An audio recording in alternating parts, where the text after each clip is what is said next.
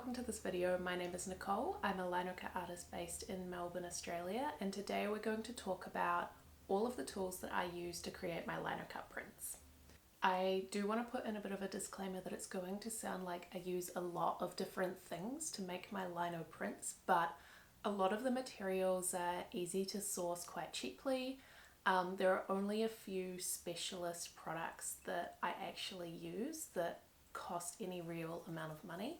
And a lot of the things, they're kind of one-off purchases, so I don't buy tools all of the time. I bought them once and then I own them forever. I have also created for you a guide that is just a free digital downloadable product, so if you want specifics over and above what I talk about, or you want to have a closer look at what I'm talking about, you'll find a link in the description below and you can go there and just download a full list with pictures explaining all of these things. Okay, let's get started. So first off, this is the lino that I use. It is the only art grade lino that's available where I live.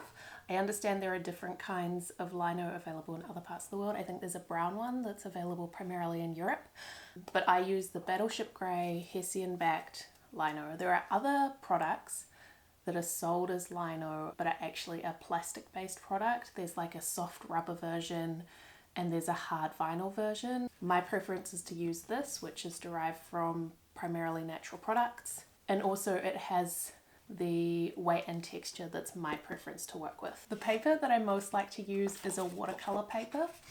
It's fairly thick. So this is a 200 GSM version. I am not loyal to any specific brand particularly. I pick up different watercolor papers based on the projects I'm working on and my budget at the time. So if you want to use watercolor paper, I recommend that you do the same at your local suppliers. To transfer a design onto my linocut block, I use baking paper. I use this instead of tracing paper because it is a cheaper option and it works just as well for what I'm doing. I'm not keeping my tracings, I just use them the one time and then I dispose of them. I draw on my baking paper using just a standard lead pencil, and once I've done the tracing, I turn it over onto the linocut block and I rub on the back using a bone folder. This is a bookbinding tool. It's not necessary to use this. You could use anything that will apply a sort of acute but not too sharp amount of pressure. When I am applying my image onto my lino block, I tend to use bull clips to hold the baking paper onto the lino block while I'm doing my tracing. That keeps it from moving around too much. I go over my tracing using a biro Bic pen. I like these clicky pens, I like the color they are, and the biro pen will last through multiple layers of reduction printing. So if you draw on your block with one of these pens, and then you print with it and you clean the block, you will still be able to see the lines that you create with this pen. It also is a better option than anything that is a felt tip. Like, I know some people use permanent markers, and I've found that those dry out and stop drawing really, really quickly. I really prefer a roller tip biro style pen. I also, when I'm doing multiple layers, like to color in my block using pencils. It doesn't really matter what kind of pencil you use, it sort of just disappears in the wash. These are the Polychroma Faber-Castell pencils. These are the colors that I like to use most of my work, so these are the ones that I bought specially. I will take you through the tools that I most like to use, but if you want to see specifics on the size of each tool that I'm using, go down to that tool guide that I've linked in the description and that will give you finer details. So I use two different gravers from EC Lions. These are not normal linocut tools. They have these kinds of chisel tips and I use them for clearing flat spaces. These are the Swiss made feel tools. I have the smallest U and the smallest V shaped tool. I also put a little bit of masking tape around close to the tip where I put my finger, because they do have ridges that do start to cause calluses and hurt the tip of my finger if I carve for a long period of time. So these tools are used largely to go around shapes before I clear them out, or for very fine detail. I have these two Hua Hong tools. There is a 2mm and a 1mm U tool. I use these to back up going around shapes, the smaller one, and I clear out smaller shapes using the larger U tool. And finally, these are Yoshiharu Japanese tools. There is a wide U tool and a large V tool. And these are for clearing larger spaces, and I would clear the larger space and then I would flatten that space out using one of these Easy Lines gravers. So as you will notice, my tools don't come from any one kit. They are a collection of tools that I have experimented with over time and landed on. I have a selection of other tools that I don't primarily use. I'm recommending you only the tools that I use every single time and I find are the most useful for what I'm doing. Because tools can be a little bit of an investment, if I were to start again from scratch, I would buy the smallest U and the smallest V tool available. I would probably buy either the feel tool like these ones or a flex cut tool potentially, because they come in that small range. And then I would probably buy a larger U tool. If I were only to buy one, I would buy one in between the size of these two tools. I would also be inclined to investigate the tools that are available locally to you. So the Hua Hong tools are a really great budget option and they're really high quality. Those are a great investment tool for when you're starting out. The Yoshiharu tools, similarly, really high quality, and they're only about $10 a tool. The gravers come in at a little bit more expensive, and they can really help to refine what you're doing and clean up your blocks so that you're not making kind of like unnecessary messy lines as you ink the block. For my work, the fine detail tools are what I have found the most important, and I would spend the most money on those. My big recommendation though would not be to get the cheap plastic handle tool with the interchangeable tips. The tips are not good for carving, you can't get good detail, they're often warped and not well made and won't result in a great experience for you if you're trying out lino carving for the first time. So I would definitely buy 2, maybe 3 higher quality tools, and then build up a collection slowly from there.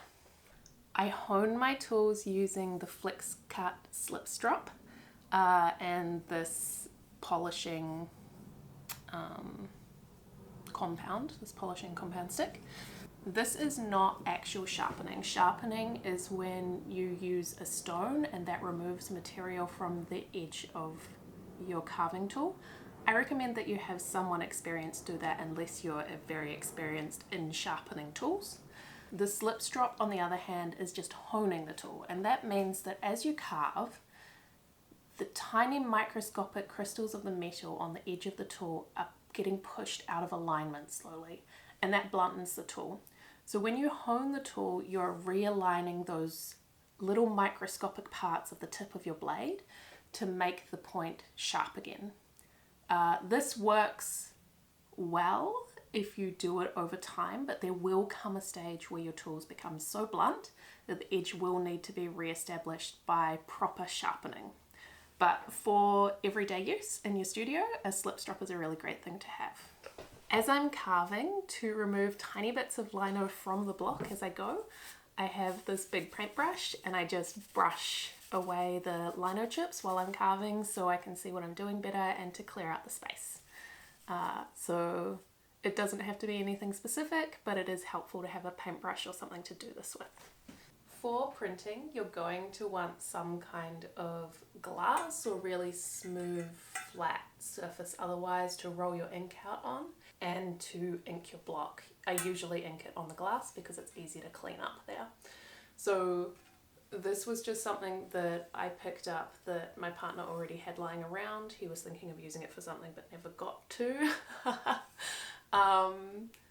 But any type of glass that you can handle and lay down to roll your ink out on will be suitable. You're going to want to buy a relief ink, especially for your linocut printing. The inks that I use are these ones. They are the Caligo Safe Wash inks put out by Cranfield.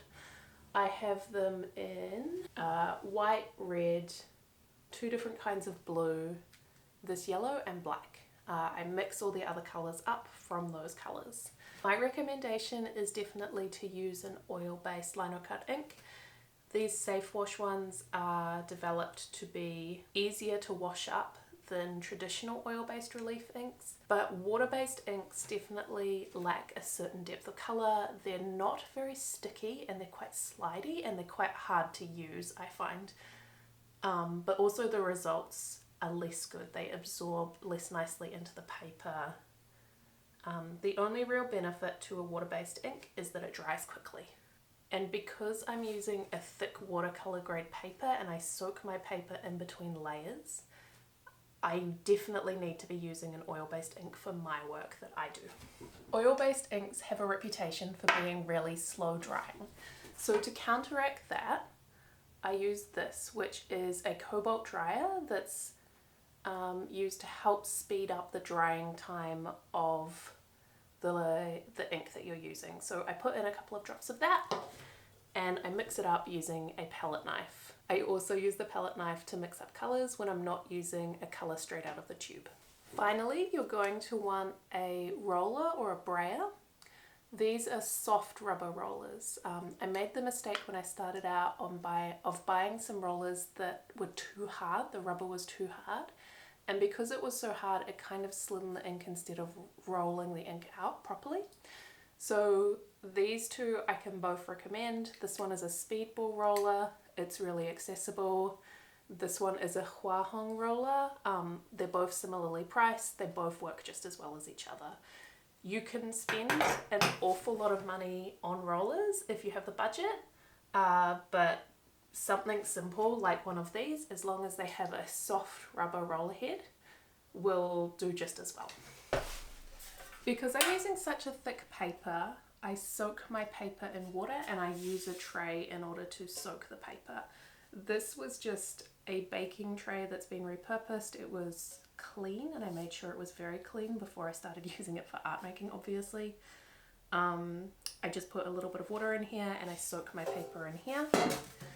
I then use a towel to dry it, and then I use paper towel to make sure that the printing surface is as dry as possible, like that you can't see any visible slick water on the printing surface. The idea of soaking is not that the paper is wet when it hits the block, it's that it's softened and malleable so it can pick up the ink off all of the block, and any texture in the paper or any stiffness in the paper that prevents it from contouring to the block properly is kind of taken away. The surface of the block still needs to be really dry, and using some paper towel ensures that it is. This is my printing press that I use to print my blocks. It is a hand lever press that my partner has made and designed for me specifically. I actually have two of these. One of them has a strip of metal along two sides of the press, and that is what I use to register my blocks. On both of my presses I have two layers of felt that helps the paper conform onto the block. To dry my prints, I have line that I've just pinned up against the back wall of my studio, and I put the line through the sort of center hole of the middle bit of just little wooden pegs, and so when I need to dry my work I just peg it straight up on the wall and it stays there for a week or maybe 2 weeks, depending how long it's taking to dry and when I can get to the next stage of the print. And finally, in order to clean, I use Jif, which is a cream-based cleaning product. It has some grit in it. I wouldn't use this on a lino block that I wanted to print from as many times as it could hold out, because the Jif cleaning product could possibly damage the surface of the lino, but for the prints that I do really limited edition reduction lino cuts. It's fine to use something like Jif on the surface of the block. I also use this to clean up the glass with some paper towel once I'm done with my rolled out ink. A spray bottle of water, I use this both for the blocks and for the glass. I also use my water spray bottle to moisten the back of a lino cut print once I'm done with it, and then I'll put it under something heavy. My favorite heavy thing is a book topped with these lead letterpress blocks, which is really heavy. And this will flatten the print because I have moistened the paper, and that does cause the paper to warp just a little bit while it's drying. Okay, so that is literally everything I use in my home studio to create lino cut prints. I hope you found this helpful. If you have any questions, please leave me a comment below this video.